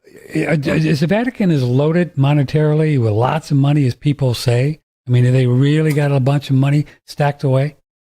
Any ideas? But it's less about the money itself and more about the rules defining money's behavior, and that's the City of London, which really has the top-down influence. Money behavior. What do you mean by that? Rules behind money's behavior. Defining the behavior of the monetary system. So it's less of the accumulation of capital and more about how capital behaves that's more important. So the Vatican doesn't determine globally the behavior of the capital. They have a vast accumulation of capital, whereas you have to look at things like the City of London, where you look at who are those controlling the operating system, defining the rules, the definitions of the behavior of the entire system of how money will circulate, move, behave, be defined, how our minds relate to this thing called money. That's more important. So in that sense, the City of London is much more in the driver's seat. I see. Finally, so what is your take on this whole vaccine thing? It's not even a vaccine. Technically, legally, we've been shown very clearly that these are injectable medical devices. They're not vaccines. They're not classified as vaccines these things, according to the people that we've talked to in the research, they're very, very dangerous. But it seems like there are huge forces behind, through all the media, of course, to get vaccinated. Of course, in the Gates thing. What is this all about, in your opinion, with this vaccine thing for COVID? Now there's going to be one and two, and you got to get three. No. Exactly. Is it all eugenics lowering the population, Mathew, in your opinion? Let's just kill more people? Is it that simple? I don't know enough to speak too deeply, but what I can say is that, I was just reading about how the Russian Sputnik 5 vaccine actually uses conventional, historic, use a little particle of dead virus, which is the typical way. Yeah. I didn't know it's that. very different from the RNA manipulation thing. I didn't know that. Yeah, they're actually using the conventional idea. And in that sense, I'm persuaded that going back to the 18th century, the days of smallpox, the human body is a regenerative creation. And if you put a small particle of something, which is the whole idea of vaccinations originally, we could develop antibodies and become immune. Okay, fine. But under the last 35 plus year big pharma takeover, especially the scientific takeover of big science and especially medical science, and also looking at the carryover of a lot of these major eugenics organizations of the 1930s and 40s, like the Sterilization Society for Human Betterment. Yes. Which became Engender Health, a multi-billion-dollar megalith that's tied to Gavi, and it's tied to Oxford's AstraZeneca vaccine developments of mRNA vaccines, or also the Galton Institute, which is also enmeshed in this Gates operation with the World Health Organization and is developing the AstraZeneca. The Galton Institute was the British Eugenics Society that Julian Huxley ran, while he created the World Wildlife Fund. That was funding Hitler's eugenics policies. So I'm not comfortable when I look at those connections, and then I look at how Eric Lander, the current science czar of the United States under Biden, formerly it was John Holdren who ran Obama's science policy, and now it's Lander bringing back the Holdren policy. Lander is a Rhodes Scholar, and he was the guy he's just a mathematician. He looks at the world from a mathematical lens, that it's all just balancing equations, and he looks at life that way too. When he was the head of the Human Genome Project, he was the head of that. And the Human Genome Project maybe, unlocked a few interesting things about human DNA, but if you look at the misuse of this, through things like CRISPR, I think CRISPR is a technology that involves gene manipulation and stuff, which it could be. I'm open to the possibility of this being used for the good to get rid of hereditary diseases like sickle cell anemia or what. I mean, there's so many big diseases. I'm a technological optimist, so I'm not going to just sit there and say these are things we just always have to live with and there's no cure. I believe that anything, including GMOs, could be feasibly used for the good of humankind, but you can't. If you have an evil, satanic, oligarchical system defining the political structure and economic structure in which these things are operating, I'm not comfortable with that at all. Yeah. And the fact that all of these guys are really, really obsessed with depopulation and things like that, I don't trust it. Yeah, they really. Hollywood is going bonkers over Governor Abbott opening up Texas. I don't know if you've seen some of the people out there. These guys. No, I didn't see it. No. Oh, I mean, it's just crazy. I mean, and that ties into the media. I mean, we know that there's a very few people pulling all the strings and virtually all the media, from the New York Times down to local TV stations. Do you see that ever changing at all, Mathew Ehret? Ever? Getting any, I mean, I've been in broadcasting for over 50 years. I've never seen anything so bonkers as this. Never. Yeah, it's pretty bad. I don't know. I mean, I like the science thing, like entertainment and science. It's all about do you live in a political economic system defined by the oligarchical principle of the few managing the many for the benefit of a master class, or do you live in a society that acts upon the reality of the sacredness of human life, as I see is an increasingly dominant quality of what defines the behavior of the multipolar alliance around the Russia-China cooperation agenda. If you live in that type of system, and we've seen examples where, I mean, look at times when America was more moral, not never perfect, but more moral, more accessing of its humanity and basic fundamental human virtues. You were able to produce, like, look at Frank Capra's movies, of Sure. Mr. Smith Goes to Washington, and a lot of these great edifying movies like The State of the Union with Spencer Tracy in 1949, or Judgment at Nuremberg, or there's many movies that had the effect of edifying, enriching, and creating better citizens with insight into reality than a lot of the movies that are designed to have the opposite effect in our more modern age. And there's China is not very good. They're learning. They're not good at subtlety and drama. Like they're overcoming a lot of their decades of communist art experience, which is very literalistic and propaganda-esque. So they're learning. They're shaking it off. But some of the movies that I've seen coming out of China, like Wandering Earth, is an interesting one where it's like, it's a great example of a major production, multi-million-dollar production, very entertaining to watch. The acting, like I said, is very, man, they got a ways to go. But the principle of, like, the Earth is encountering. Have you heard of this, the Wandering Earth movie? No, I've got to watch that. The Wandering Earth? Yeah, Google it. Wandering Earth. You might have to pay a few bucks for it online, but That's it's, all right. yeah, you basically I'll check it out.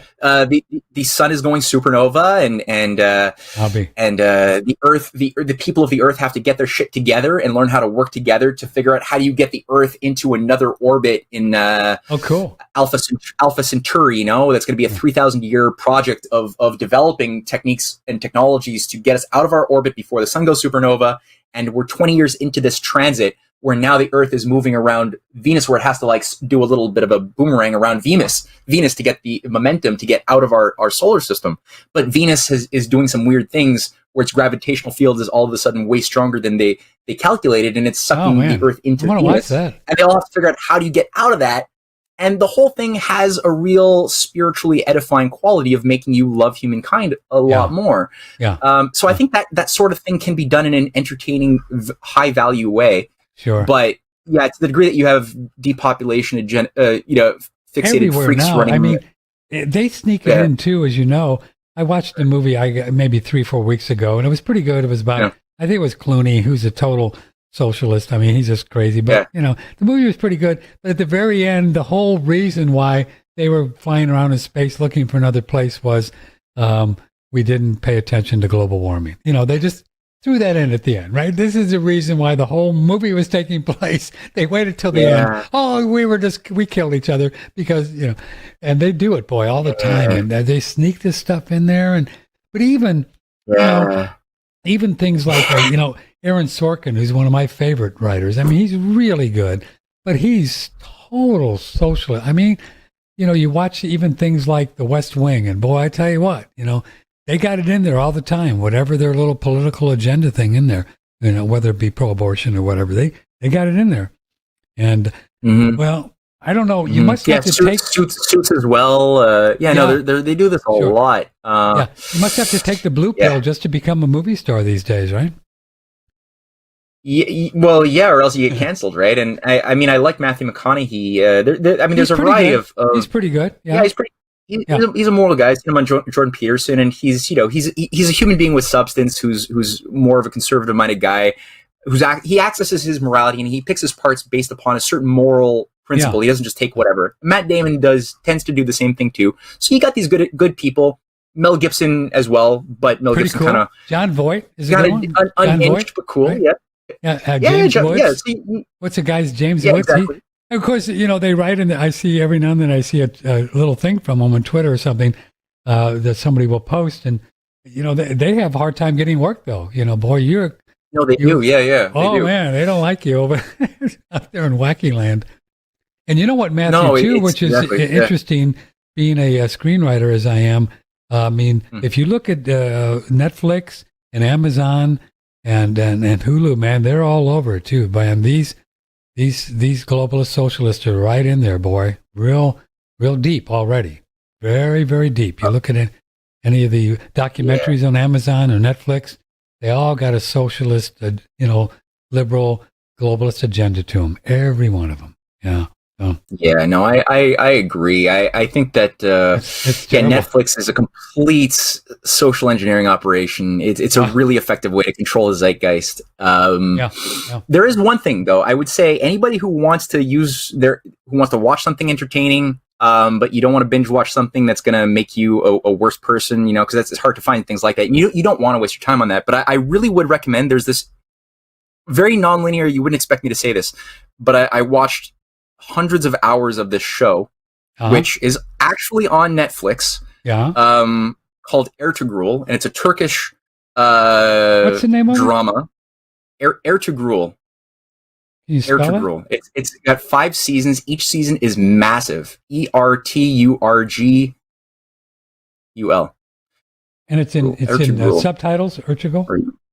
Yeah, it's in subtitles, and the story has all of the makings of a proper classical tragedy drama, but with characters that have more substance than I've ever seen in a film, with a general plot line that actually gives you insight. It all takes place around the end of the 13th century, featuring the quasi-mythological father of the founder of the Ottoman Empire. There's a lot of creative writing of history, and I don't know if the actual founder of the Ottoman Empire, Osman, was actually all that good, but all that to say, what the writers do in this gives you more insight into how political operations actually work, how conspiracies work, how do you navigate through conspiracies with wisdom, and transformation. How do bad people get transformed to become good people? How do good people get corrupted? And I mean, it takes more of the spectrum of human nature into consideration, as well as political dynamics into consideration than I've ever seen anything do. So I would recommend people, even though it starts a bit slow, push on, watch the first season. It doesn't get stale, and there's a lot of it. There's hundreds of episodes, Ertugrul, but it's worth it. Ertugrul. Ertugrul.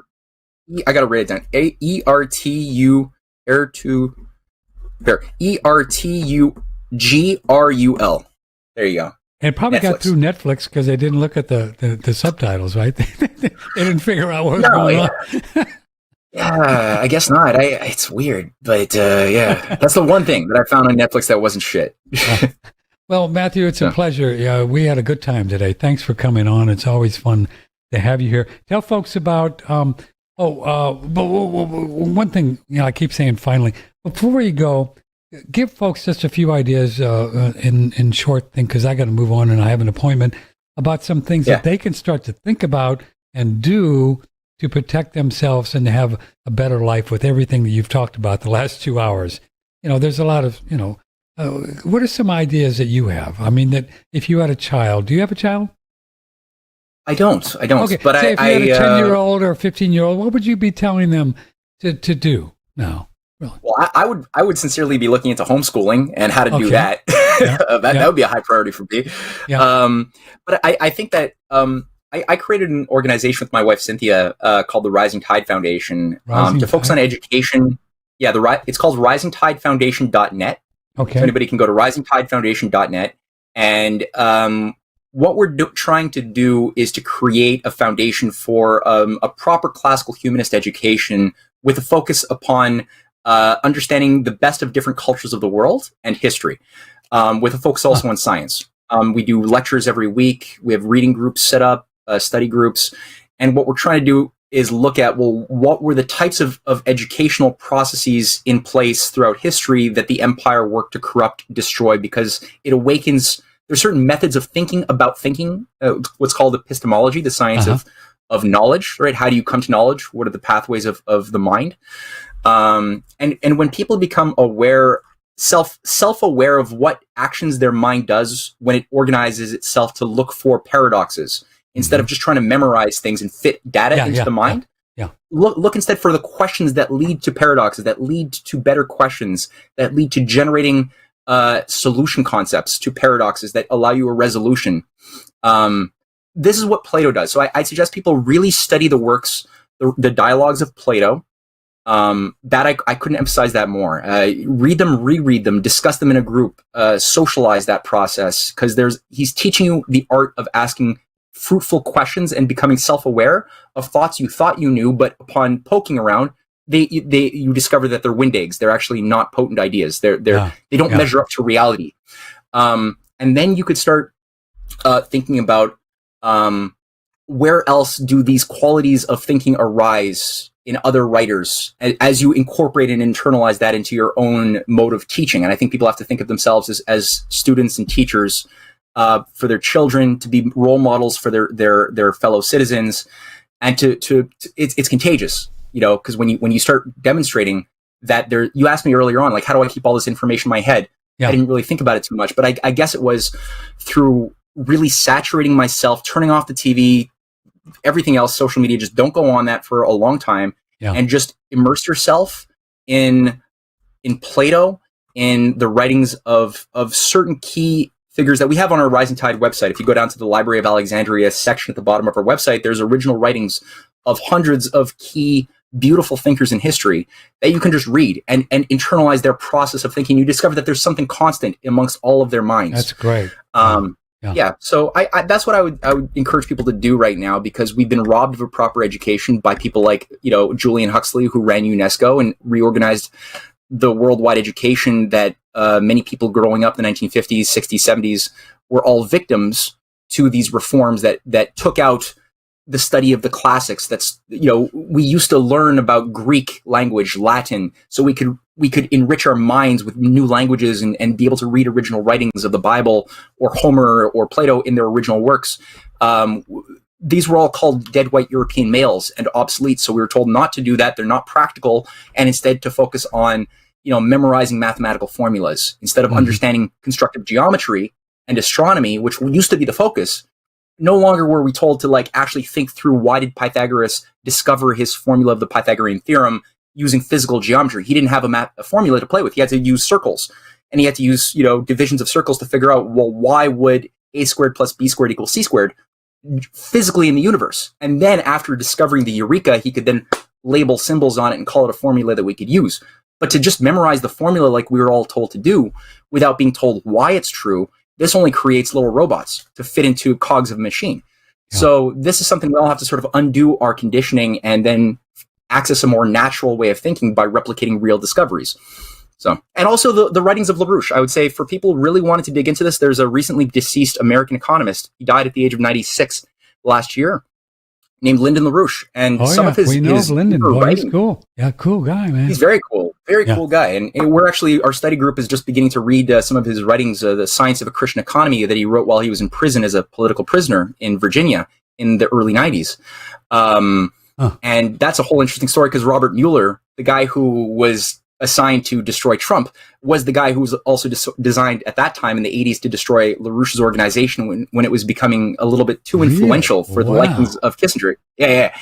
And LaRouche's writings are, especially his older writings from the 80s and the 90s, which is what we're going to be reading as our Rising Tide group, they're so rich with epistemological density. I really highly recommend people Google LaRouche or go to the Rising Tide website and look on the alphabetical ordering of the Library of Alexandria, which is at the very bottom of our website. There's every thinker is in alphabetical order. Go to the L section, and we have not all, but many of the key writings, books, and stuff available for free online. Read that and use it.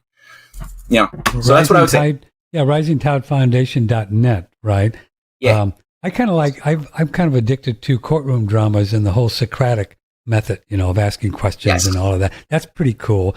And, screenwriting, there's a lot of deep work that goes back to Aristotle and the way he constructed a story and drama, Aristotle with pretty cool stuff too. Aristotle actually, one of the things that I recently, I came to discover this when I was originally waking up to the New World Order and trying to figure out how does this empire organize itself. And a few years into this process, I had read a writing by LaRouche that I'll email it to you, and you could share it maybe with your audience. Yeah, I would. Called The Secrets Known Only to the Inner Elites, which has a picture on the cover. It's from 1977 of Plato versus Aristotle from the School of Athens by Raphael.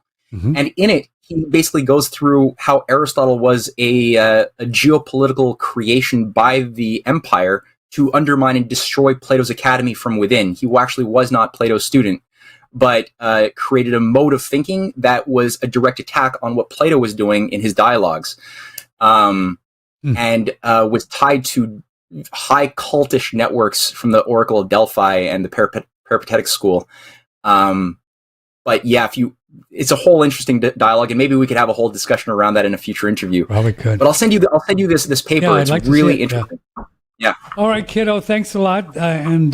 So, is your wife a geeky historian as you are? I mean, is she super geeky? Super geeky. I love her. You got Cynthia Chung. Well, she actually writes for the Strategic Culture Foundation, which I also write for. Her work is just incredible on history and geopolitics. And they could see a lot of her works both on the Canadian Patriot website and also on the Rising Tide website with her lectures and her classes that are on there too. Wow. Well, I'm sure you guys have fun over there. And thanks for being on the show. 2 hours. Great, Mathew. We appreciate it. You coming on the show. It's an honor, sir. And we'll keep in touch. Let us know if we can help. Absolutely. Thanks for having me on as always. Bye-bye. Bye. Mathew Ehret, CanadianPatriot.org and RisingTideFoundation.net. We'll put all these links on our show page. It's fun. I've been talking to a fellow like that who really, it's just more fun than going on Facebook, I tell you what, and arguing about left and right. All right, kids. Well, I will see you. When am I going to see you? Tomorrow. Jean Berlando. This is a very unique fellow. We are all unique, but he's really pretty cool. He's going to be here tomorrow at 10 o'clock. He's up in the northwest part of California. He's into regenerative farming, but also Chinese medicine and all kinds of things. It's a good man. He's going to be here tomorrow, Thursday. Hope you enjoyed the show today as much as I did. Thanks for your ongoing support. And we will see you tomorrow at 10 o'clock. And then on Friday, we'll have 2 or 3 hours of just Patrick and you. And we talk about all things kind of soul, mind, body, spiritual stuff. And I think we'll have plenty to talk about on Friday. So I love you all very much. Thanks for your ongoing support. Really appreciate it. It means a lot to us, all the great emails we get and you supporting us by looking at our products and stuff. So take care. I love you. May the blessings be. We are listener supported. One Radio Network.